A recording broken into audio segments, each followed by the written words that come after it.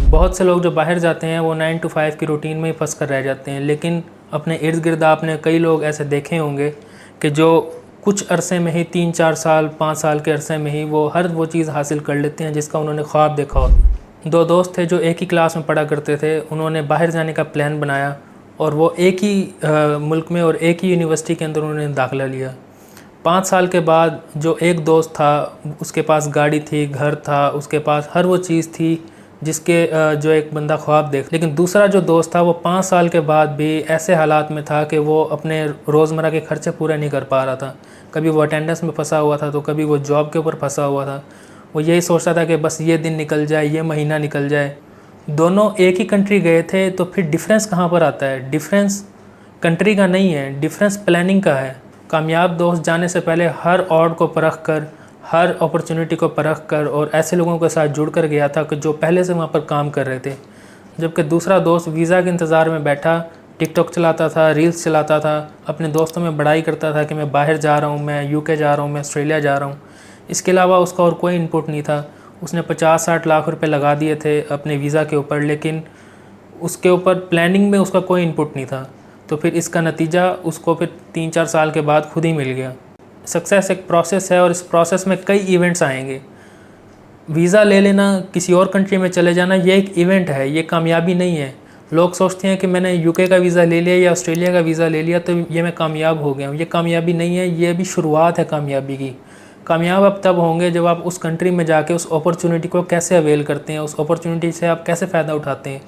आप 19, 20, 21, 22 साल के हैं, आप दूसरी कंट्री के अंदर जाते हैं, तो आप कैसे उस कंट्री के अंदर सर्वाइव करेंगे? आपके पास क्या प्लानिंग है, आपके पास क्या अपॉर्चुनिटी है, आपको क्या उस कंट्री के बारे में इल्म है, आप कैसे वो 60-70 लाख रुपए हैं वो रिकवर करेंगे? अगर आपने इन चीज़ों की प्लानिंग नहीं की है तो आप आगे जाकर कामयाब नहीं हो पाएंगे। Language, networking skill, financial management, career planning, market demand, ये वो सब चीज़ें हैं जो डिसाइड करती हैं कि आपका फ्यूचर क्या होगा। अगर आपने इन चीज़ों पर काम करके आप दूसरी कंट्री में नहीं जा रहे हैं तो फिर आपको क्या होगा कि आप वहाँ जाएंगे और आप रोज़मर्रा की ज़िंदगी में ही फंसे रह जाएंगे। एक तो नई कंट्री है, फिर लैंग्वेज बैरियर है, फिर वहाँ पर काम नहीं मिलता है, फिर अगर कोई काम देता है तो स्टूडेंट होने की वजह से आपको मिनिमम वेज नहीं दी जाती। ये सब कुछ होने के बाद आप कैसे उस कंट्री के अंदर सर्वाइव करते हैं, ये यहीं से प्लानिंग शुरू होती है, पाकिस्तान में बैठे हुए। आपको ऐसे लोगों के साथ जुड़ना चाहिए कि जो ऑलरेडी वहाँ पर काम कर रहे हैं, जो ऑलरेडी वहाँ पर जो है सर्वाइव कर चुके हैं और कामयाब हैं। क्योंकि वो लोग वो होते हैं जो पहले से ही वहाँ के ट्रेंड, सोसाइटी और वहाँ की जो अपॉर्चुनिटीज़ हैं वो पहले से अवेल कर चुके होते हैं। और अगर आप उनके साथ जुड़ेंगे तो आपको अपॉर्चुनिटीज़ ऐसे नज़रिए से नज़र आएंगी कि जो आपने कभी सोचा भी नहीं होगा। हमेशा किसी भी कंट्री में जाने से पहले वहाँ का ट्रेंड, वहाँ की जो मार्केट डिमांड है, वहाँ की जो इस वक्त क्या ट्रेंडिंग में चल रहा है, क्या वहाँ पे जॉब की अपॉर्चुनिटीज़ हैं, इस चीज़ को देखकर आपको जाना पड़ता है। ऐसे अगर आप मुंह उठाकर चले जाएंगे तो ऐसे आपको कोई जॉब नहीं देगा, ऐसे आपको कोई वहाँ पर कामयाबी हासिल नहीं होगी। और कुछ रही सही कसर जो है वो एजेंट पूरी कर देते हैं।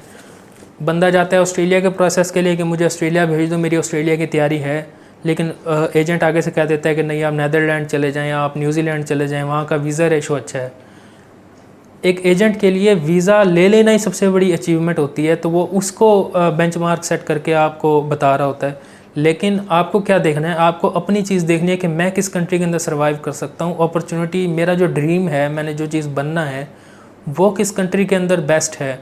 आपको ये चीज़ देखकर कंट्री डिसाइड करनी, ना कि ये कि एजेंट के पास जाएंगे और एजेंट बोलेगा कि आप ऐसा करें, 100% वीज़ा रेशो चल रहा है, आप नेदरलैंड कर लें, आप न्यूजीलैंड कर लें। इससे आपको कामयाबी कभी भी नहीं मिलेगी। या तो फिर ये होगा कि आप उस कंट्री की तैयारी करें कि जिसका 100% जो है वीज़ा रेशो चल रहा है। बाहर जाना अपने आप में एक अपॉर्चुनिटी है। हर बंदा बाहर नहीं जा सकता। हर बंदे के पास 50, 60, 70, 80 लाख रुपए नहीं है कि वो बाहर जा सके।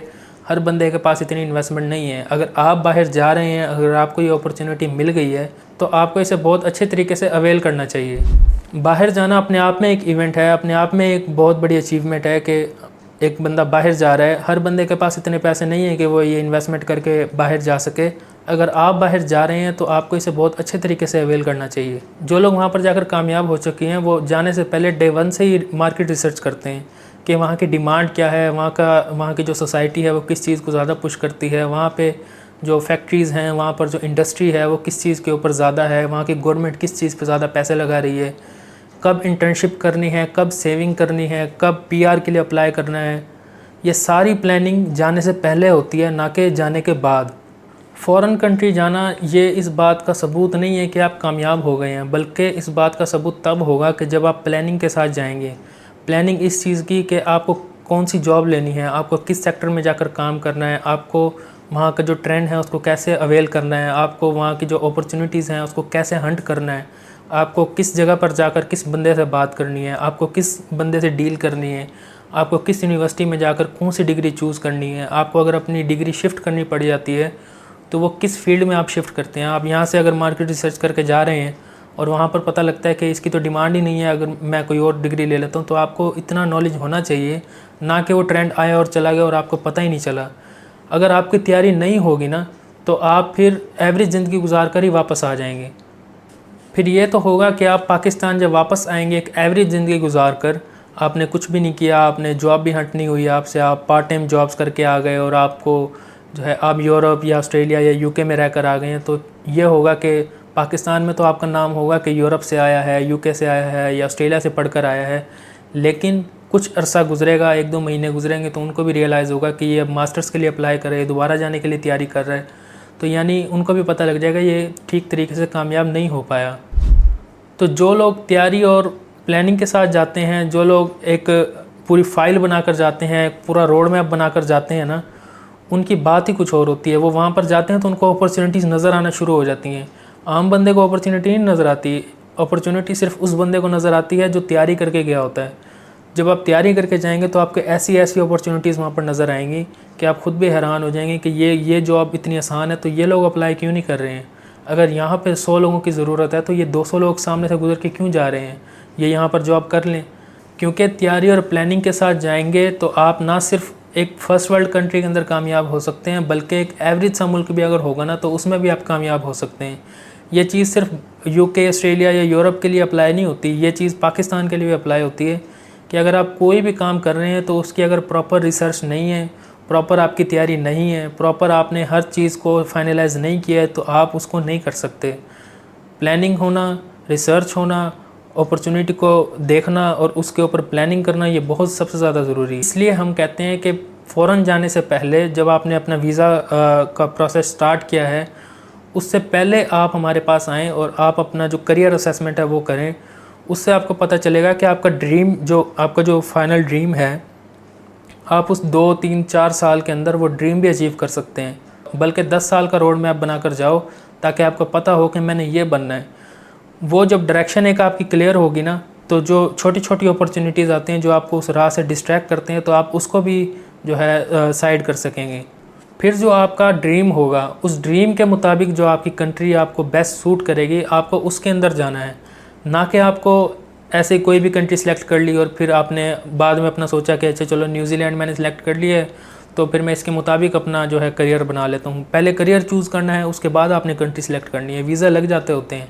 आप इस वक्त जिस मर्ज़ी पोजीशन में हैं, चाहे आप 9th में हैं, 10th में हैं, 11वीं 12वीं में हैं, या आप बैचलर्स कर रहे हैं या मास्टर्स कर रहे हैं, तो आप अपनी प्लानिंग करें। क्योंकि प्लानिंग जितनी जल्दी होगी ना, जितनी जल्दी आप प्लानिंग शुरू करेंगे, अपॉर्चुनिटी ग्रैब करने के चांस उतने ही ज़्यादा होंगे।